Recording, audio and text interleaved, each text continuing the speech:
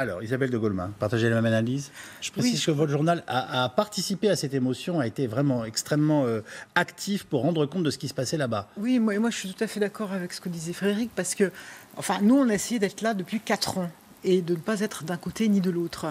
Je crois que c'est parce que nous avions sans doute un réseau, notamment grâce aux Chrétiens d'Orient, etc., qui nous a permis tout de suite de voir la complexité de cette situation, plus complexe que ce qu'on a beaucoup dit. Il n'y a pas les bons d'un côté, les mauvais de l'autre.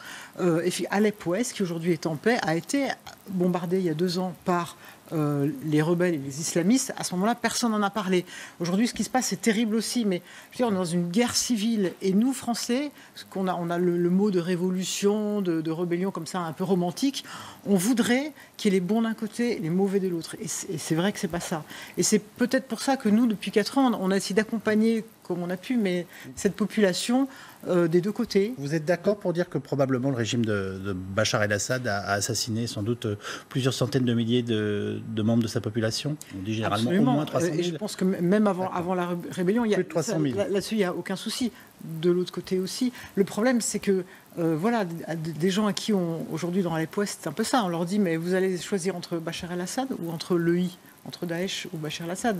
Le problème, c'est que cette petite révolte qui au début était effectivement il y avait un vrai sentiment de révolution qui finalement n'avait pas les moyens de sa révolution et qui a été très vite infiltrée, d'ailleurs à l'instigation de Bachar el-Assad, par des islamistes, etc., soutenus régionalement par l'Arabie saoudite. Voilà, c'est devenu quand même aussi des gens qui n'étaient pas forcément des grands démocrates.